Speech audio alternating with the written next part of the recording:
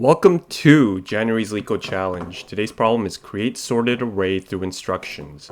Given an integer array instructions, you are asked to create a sorted array from the elements instructions.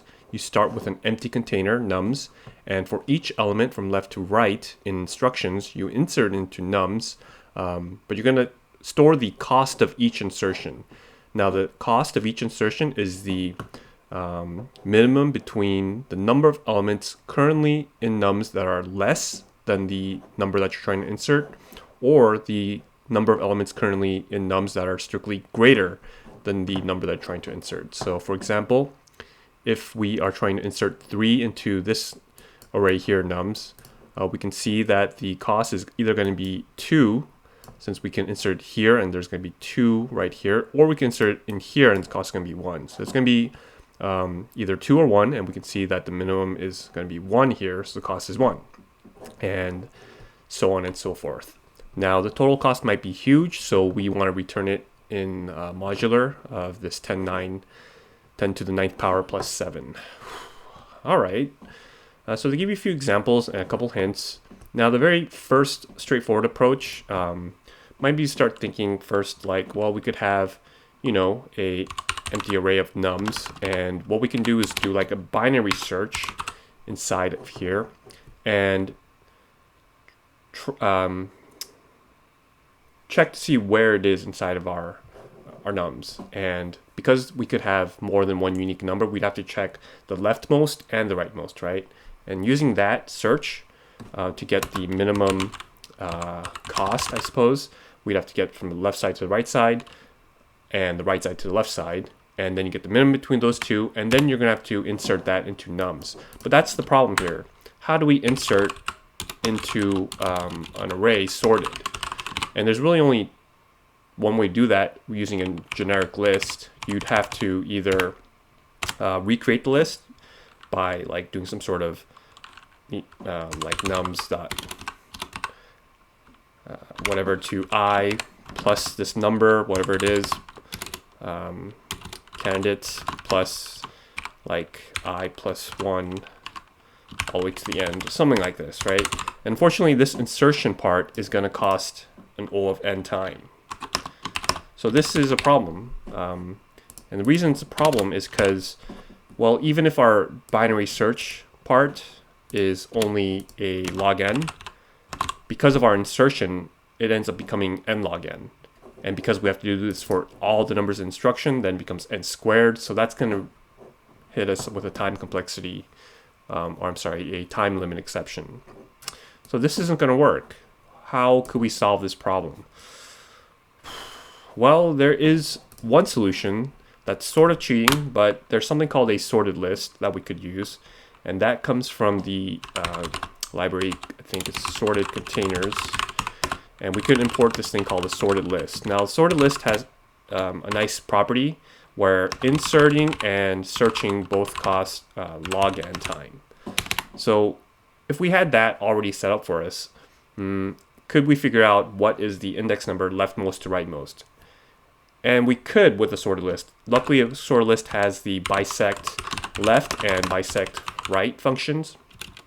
And what these can do is tell us like how what is the index number that we would need to insert into from the left side and to the right side. And we just get the minimum from those two, and then add that to our total cost, and then do actually insert it. And really actually inserting it's just the add function in a sorted list. So let me see how we would do this. Let's see. First we start with our answer. We can start with 0. And what we would do is say for, let's see, I in instructions. What are we going to do? We have to find the minimum cost, right? And that's going to be the minimum between, okay, we'll get the cost, and we'll get the minimum between the bisect to left. So we can take our sorted list, which reminds me, we need to actually initialize that first, right? We'll call that S, sorted list. And we can do a bisect left with I, and this is going to give us the index number from the left. but we also need to get the right side, which is going to be s.bisect right. Now, one thing though is because it's going from the right side, we want to get the cost, not just the index number. So we'd have to get the length of s subtracted by this bisect right, and that's going to give us the cost from the right to the left side. So getting the minimum cost here, we can just add that to our answer. And really, I don't even think we need to do that. We can just get rid of costs like this, and then we will update our sorted list with I. And that's really it. We just return the answer after that. So would this work? Yeah, I mean, this would work. And it's probably, if you were having to do this at a company or something, like if, got the wrong answer here. Oh, of course, I need to do the modular, which is going to be what? Modular of 10 to the 9th power plus 7.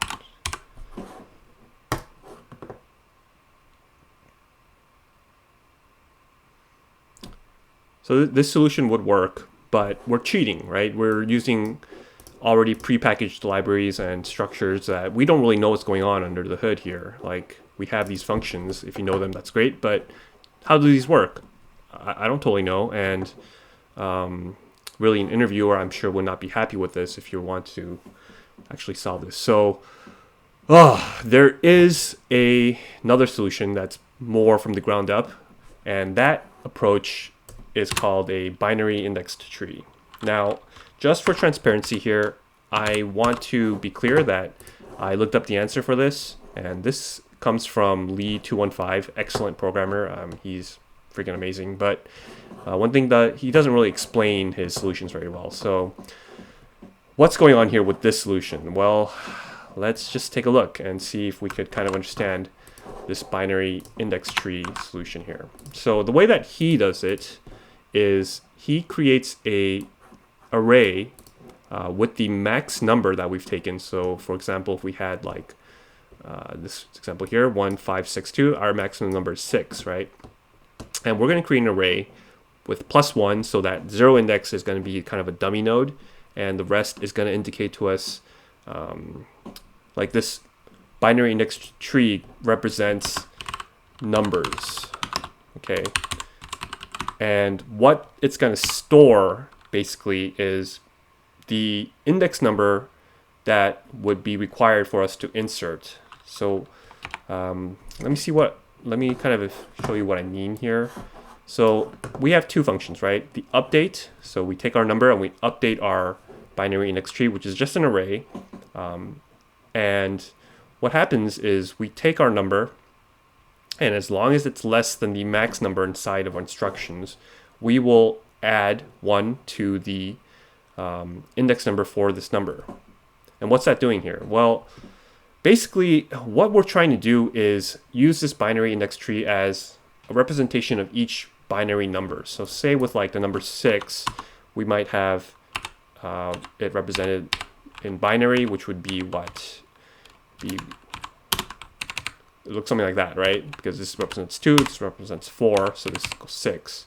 And each one of these index numbers that we're taking in RC, which ends up looking something like this. We take 6, we want to update 1, 2, 3, 4, 5, 6. We're going to update our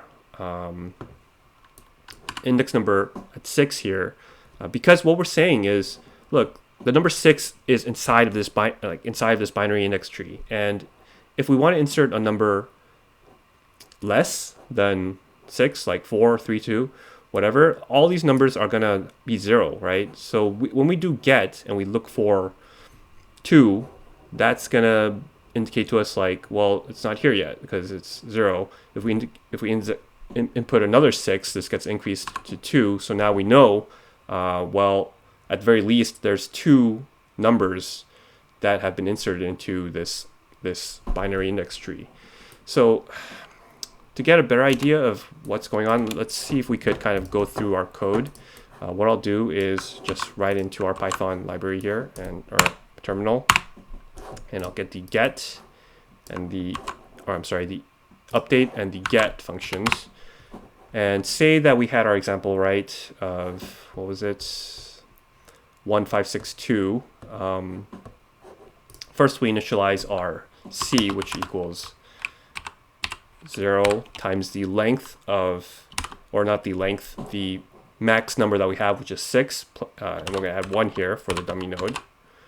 So now we have this c, right? It represents like this. So what if we updated it with a 1? Well, now c looks like this. Like, what's going on here? Well, at 1, we know that there is a number there. We have the number 1 here. Why do we update 2? Why do we update 4? Well, this is kind of one of those tricky things that I'm going to have trouble explaining, but basically we're placing information inside of this bit representation for this array to say, look, if we input another number like 2, we want to make sure that we account for this 1 that's already been in here, right? So it's like here, all these, that 1 bit at the very end, like this 001, we want to make sure that, like, if we put another number like 2 or 4, this 1 is going to be accounted for. So these get updated with to 2 when we update it with like a 3 or 4. So say that we updated it to like with a 3. Now what does our C look like? Well, here at 0, 1, 2, 3, we make sure to say, yes, this is accounted for now. So if we said, all right, get 3, we can see that that's at the second index number, right? And if we said get 1, that's at the first number. But one thing to note with this sort of structure is weird things happen, because if I said get 2, now it kind of looks like, oh, a 2 exists inside of this binary index tree, but it technically doesn't. Like, we don't have a 2 yet inside this. But unfortunately, because we have to store that bit information inside here, that unfortunately kind of gets this thing to be a little wonky. For this use case, it'll work, but just know that this isn't like a real complete structure yet, because all we're doing is just making sure that we can get that index number that we haven't inserted for this number yet. So if we said like get 6, that looks like it's gotten a 2, even though the 6 doesn't exist yet. And keep in mind, when we do a get, what happens is it doesn't just take the number in this here. What it does is it takes that, and then it subtracts the first significant 1, and kind of travels up our tree. I guess it's not really a tree, but for this binary index tree, like, I guess it is, it'll take 6, and then it'll subtract that first significant 1 here, and then it'll go to here, adds that 2. So then it would kind of think if we added a 6, then we can get 6. And that's going to say 3 now, so because of this 1 here. So I'm not explaining this great, because I don't totally understand it myself. But that's the basic gist of it. What this function, or what this equation does here, is take that first significant number and either adds it or subtracts it. And that way, as we traverse up, I guess, our binary tree, it's kind of going to be logarithmic, because we're only accounting for each, I guess, position inside of this binary representation.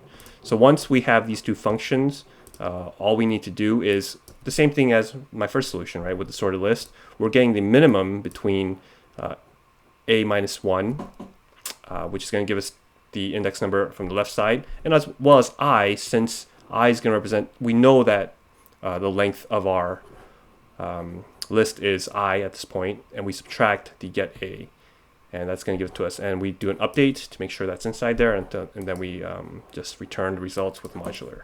So this does work. Oh crap, get rid of that. This works as well, and frankly, if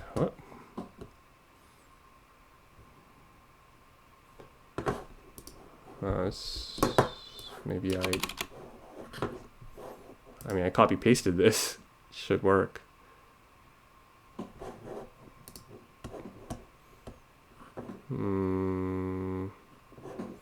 Line 4, create sorted way. I'm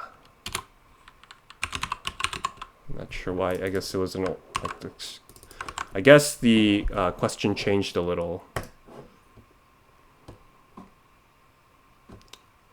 Flag, no, right here as well.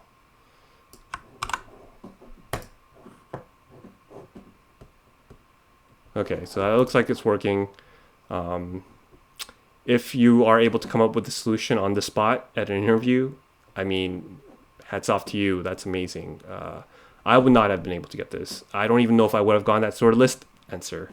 I would have been able to solve it in n squared login time, but what are you gonna do? So yeah, I think I'm just gonna end it here.